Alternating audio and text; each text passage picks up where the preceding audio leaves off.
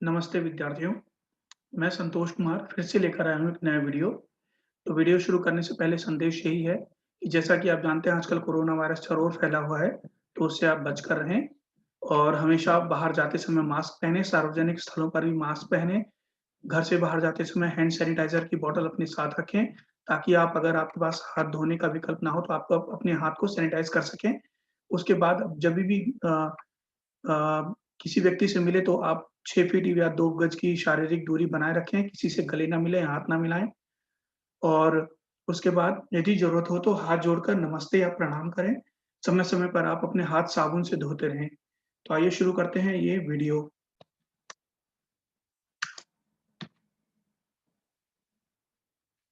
तो आइए शुरू करते हैं संदेश के बाद वीडियो। शिक्षा निदेशालय, राष्ट्रीय राजधानी क्षेत्र दिल्ली, विषय समा विषय सामाजिक विज्ञान है और ठीक है, इतिहास कार्यपत्रक 22 और तिथि 14 दिसंबर 2020, कक्षा 8 और विद्यार्थी का नाम यहाँ लिख दीजिए और यहाँ पर कक्षा अध्यापक का नाम लिख दीजिए, ठीक है?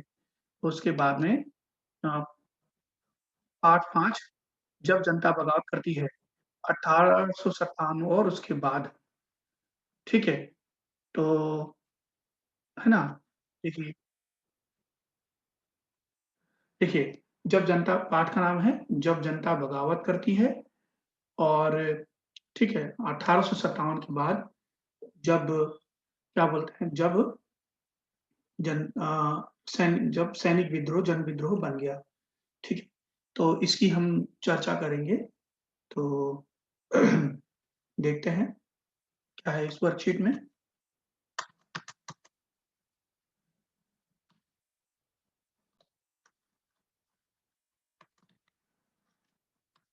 तो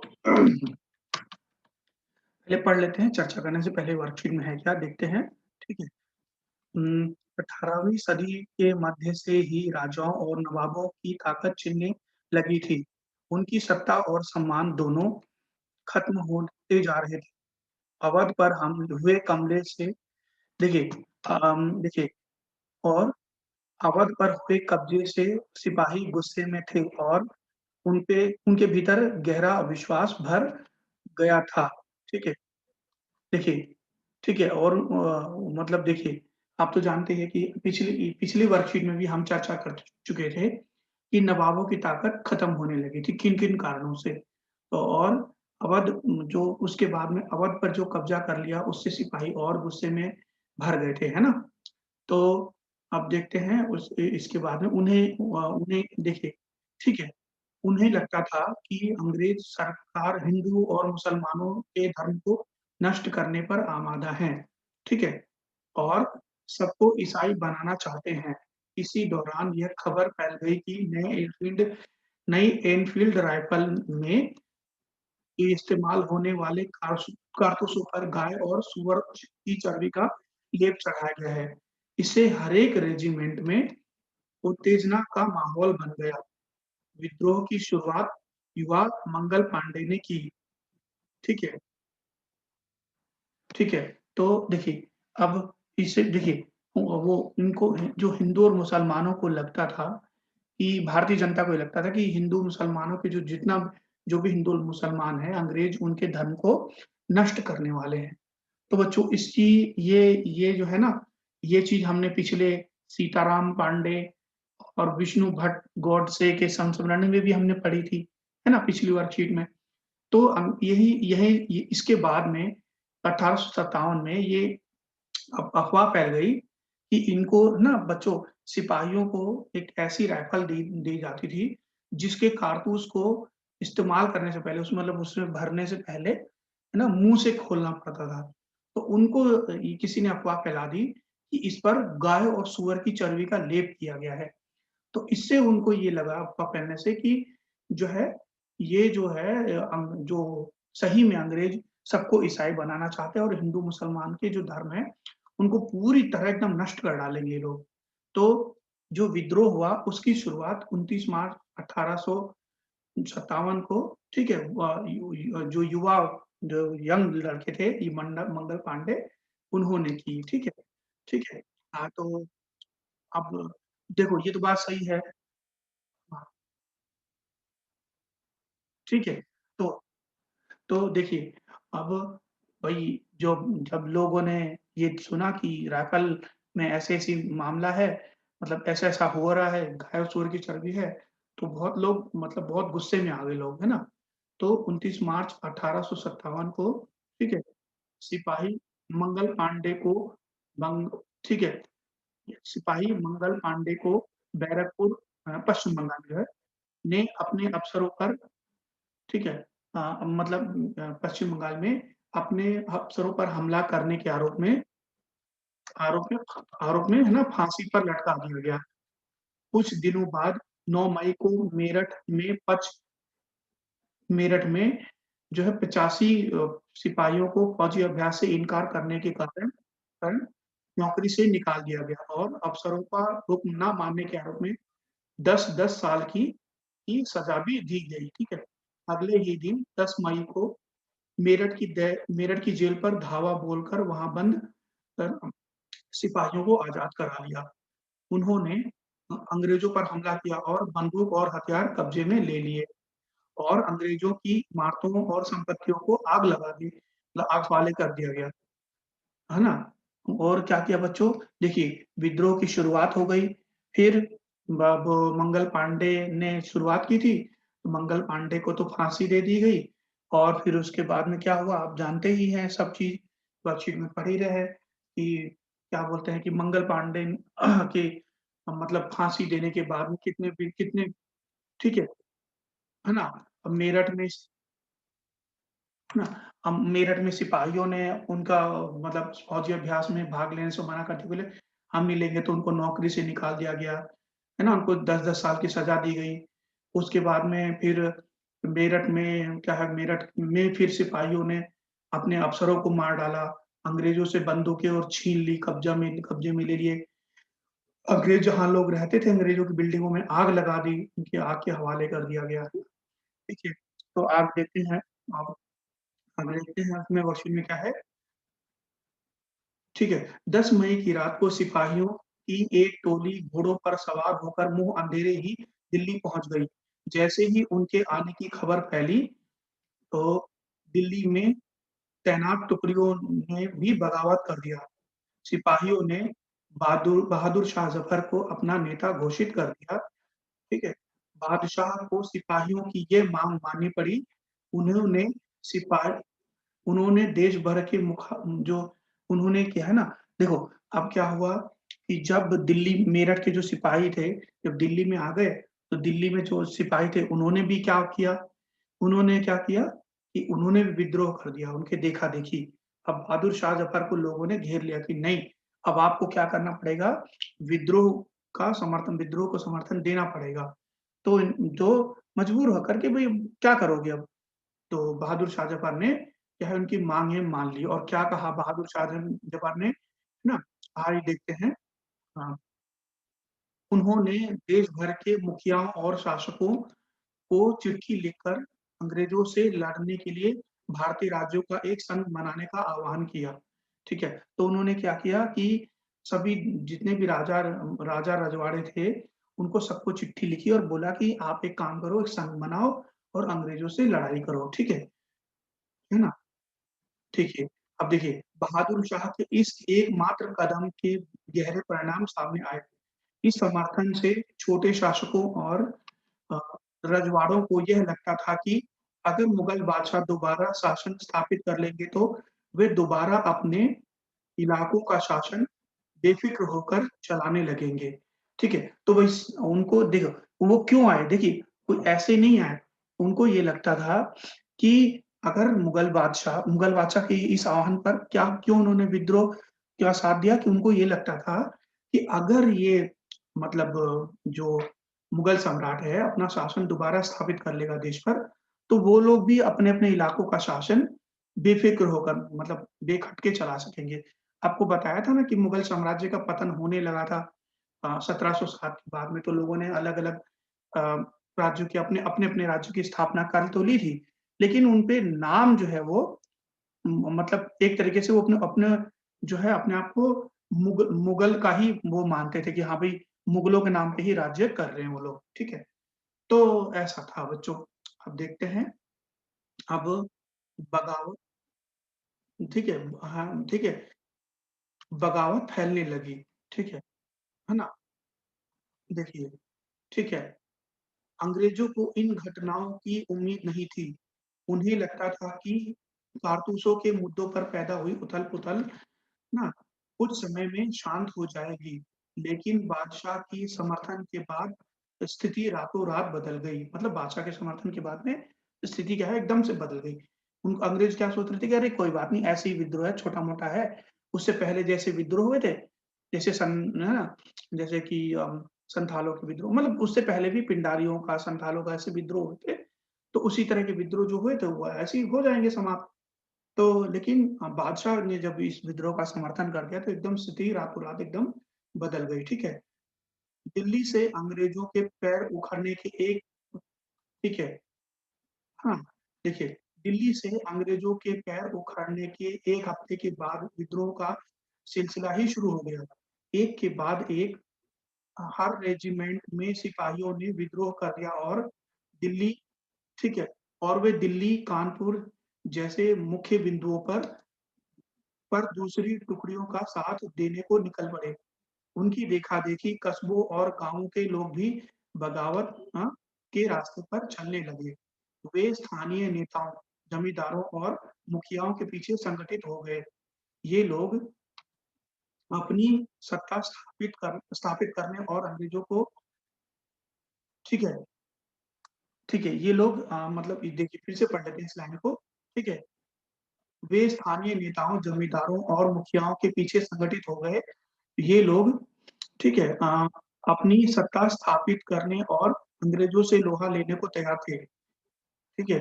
कानपुर से स्वर्गीय पेशवा बाजीराव के अ, दत्तक पुत्र नाना साहब ने ब्रिटिश सैनिकों को शहर से भगा दिया, खदेड़ दिया, ठीक है?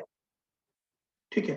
अब देखिए, तो ये जो लोग थे, जब इन्होंने देखा कि विद्रोह हो रहा है, तो पूरी जनता क्या हो गई, लोग इन सिपाहियों के साथ निकल पड़ी। हाँ, जैसे दिल्ली में ही, जैसे ही दिल्ली में अंग्रेज़ों की हार हुई, तो क्या हुआ, फिर ना फिर एकदम से विद्रोह का सिलसिला शुरू हो गया।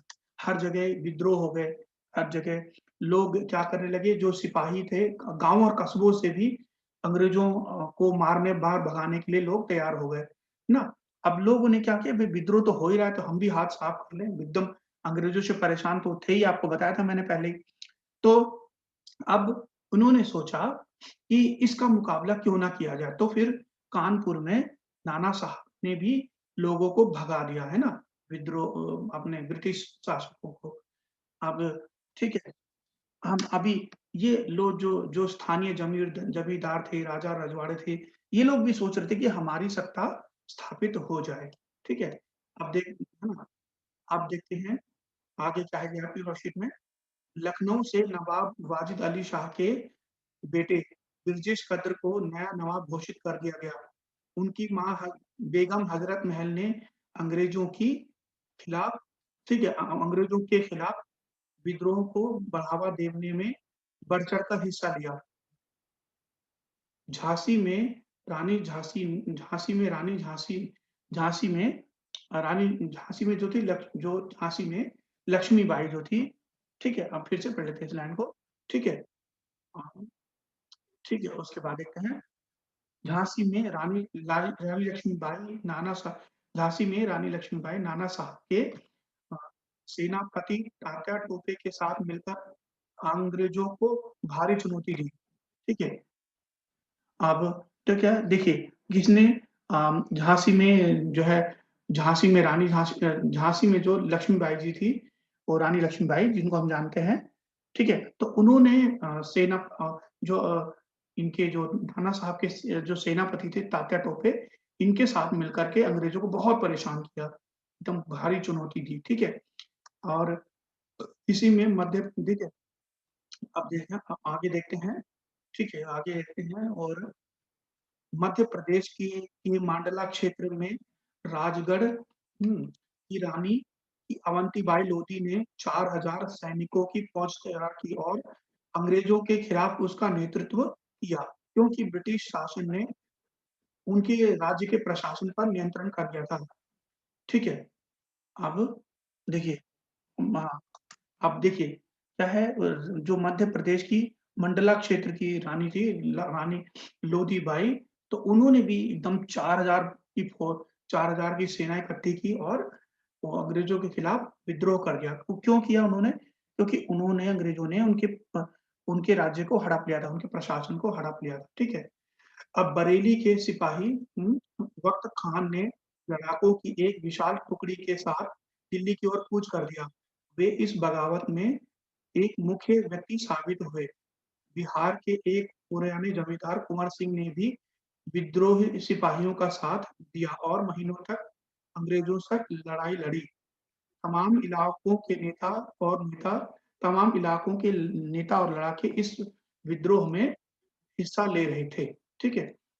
तो बच्चों ये हमने बताया कि देखिए बरेली के जो एक इसके अलावा बरेली के शासक थे कौन? बख्त खान। उन्होंने भी बहुत बढ़िया एकदम लड़ाकों की सेना तैयार की। फिर उसके बाद में बिहार के राजा बिहार के जो जमींदार थे कुंवर सिंह, उन्होंने भी अंग्रेजों से लड़ाई ली और ऐसे कई उदाहरण आपको मिल जाएँगे। फैज़ाबाद में अहमदुल्ला खान, है ना? और दक्षिण भारत में भी छोटे-छोटे विद्रोह हुए थे। तो ये चीज़ आपको पता करना है बच्चों, ठीक है? तो इसके बाद में तो इसके अलावा इसी तरह से तमाम अपने-अपने इलाकों में तमाम नेता विद्रोह कर रहे थे अंग्रेज़ों के खिलाफ। तो आज के वर्कशीट में ठीक है, अब प्रश्न उत्तर करते हैं, ठीक है? अब देखिए प्रश्न 1 सन 1857 के विद्रोह के क्या कारण थे? विद्रोह के प्रमुख स्थलों और इनके से संबंधित स्थलों के नाम लिखिए। ठीक है, तो देखते हैं इसके आइए बच्चों करते हैं इसका आंसर। ठीक है, इसका लंबा आंसर है तो एक्सप्लेनेशन हम नहीं देंगे, तो देखते हैं, ठीक है। तो ईस्ट इंडिया कंपनी ने छल-बल से 1856 तक लगभग समुचित भारत को अपने कब्जे में ले लिया था, ठीक है। जिससे नवाबों और राजाओं में पहले ही गुस्सा भर गया था और अवध पर हुए कब्जे से हुँ, सिपाही गुस्से में थे और उनके भीतर गहरा अविश्वास भर गया था। उन्हें लगता था कि अंग्रेज सरकार हिंदुओं और मुसलमानों के धर्म को नष्ट करने पर आमादा है और सबको ईसाई बनाना चाहते हैं। इसी दौरान यह खबर फैल गई कि नई एनफील्ड राइफलों में इस्तेमाल होने वाले कारतूसों पर गाय और सूअर की चर्बी का लेप चढ़ा गया है। इससे हर एक रेजिमेंट में उत्तेजना का माहौल बन गया। एनफील्ड राइफल का मामला एक 1857 की ठीक है?